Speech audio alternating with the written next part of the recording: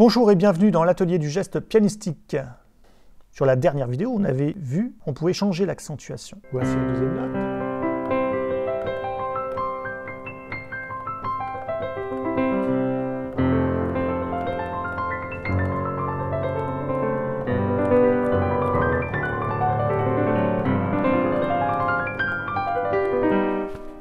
Maintenant, on va continuer.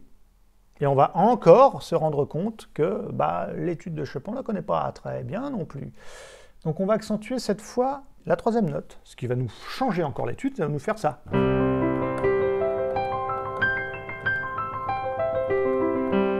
Et ça, c'est encore une fois très formateur, hein, la vidéo précédente et celle-là, ça vous donne des vraies clés pour pouvoir aller beaucoup plus loin dans cette étude de Chopin. Et puis, de façon générale, si vous y parvenez, si vous avez parfaitement compris le système, et que vous avez encodé vraiment ça dans votre corps, hein, ça prend des années, hein, des fois, eh bien, vous allez avoir fait des progrès dans tout le reste du jeu pianistique, évidemment.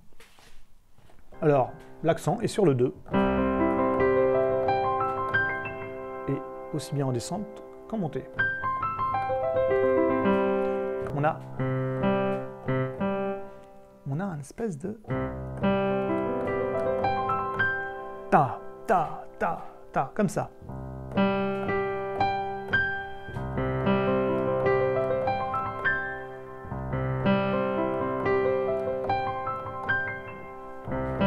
on lâche pas mal de lest sur ce 2.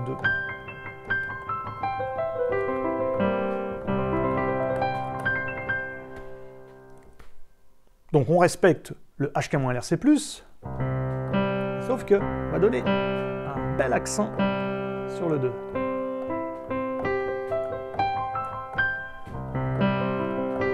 Alors, remarquez que quand je joue le pouce, en même temps que je joue le pouce, j'ai ouvert ma main. Parce que là, je la referme pour jouer.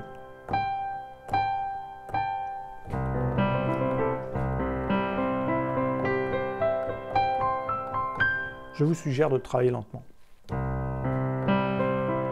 Avec l'accent sur ce 2. Voilà. Après, on a la descente. Alors, c'est pareil.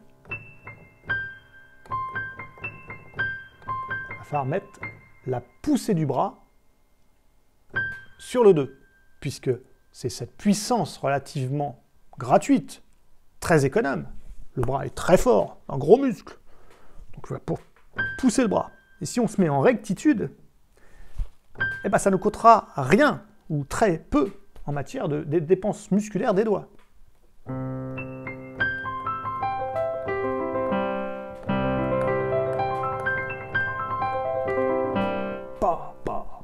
Un petit peu comme de la boxe. Hein. C'était la même chose que la vidéo dernière. La vidéo dernière, on accentuait sur le 3. Et ben, on poussait violemment sur le 4. Alors que là, c'est sur le 2.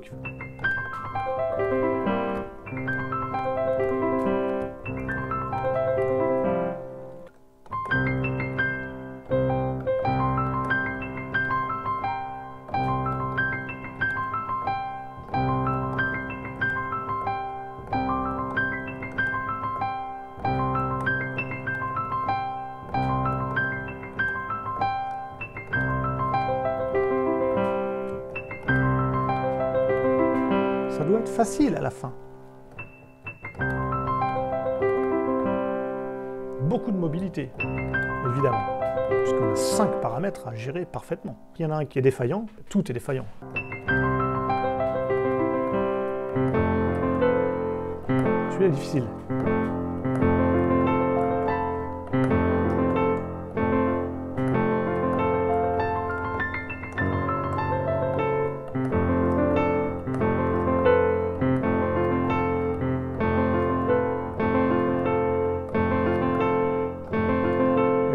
Difficulté. On n'a pas l'habitude de voir ça. Si vous travaillez que ça, vous allez vous tromper souvent.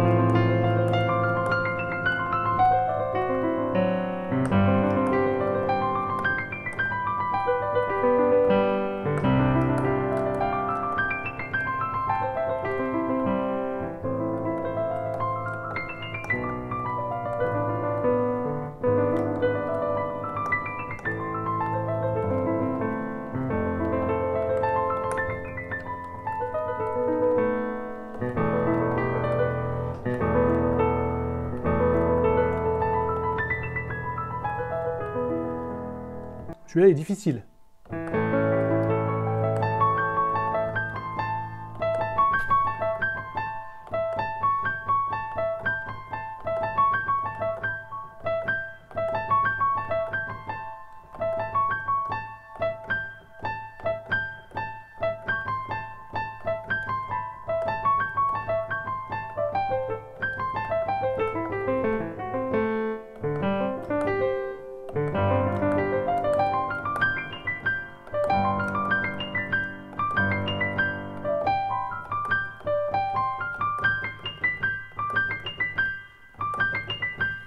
Là, on est loin là-bas, donc on se penche. On se penche vers l'avant et un peu à droite, mais beaucoup vers l'avant.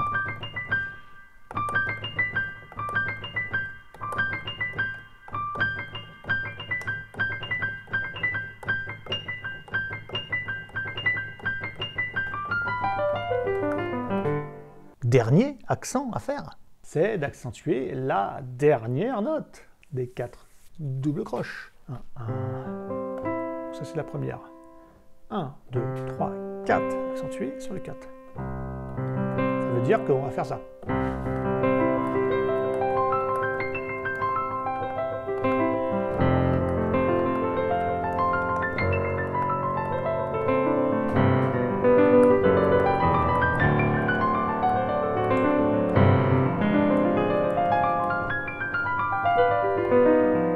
Vous voyez, et donc c'est plus difficile parce que à l'entrée on a ça accentué. Alors ça c'est peut-être le plus difficile pour la montée. Parce qu'il ne faut pas remonter trop haut, parce qu'on a quand même le 5 à faire. Donc on est sur un geste sortant, on a ça. En théorie, c'est la dernière note du geste sortant. Donc on doit se trouver le plus bas possible. Mais malheureusement, on a un accent à mettre sur ce 4. Et mettre un accent, on a vu que c'était forcément par un coup de poignet, surtout qu'on est sur des doigts faibles. Donc on est obligé de considérer pratiquement que le 4, c'est un geste entrant et non pas la fin d'un geste sortant. Essayez de comprendre ça. C'est comme si on avait ça. Sauf qu'on a ça et on doit continuer.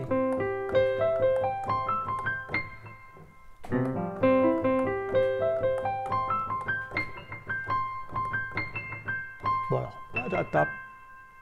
On a, dans la descente, c'est le pouce qu'on accentue.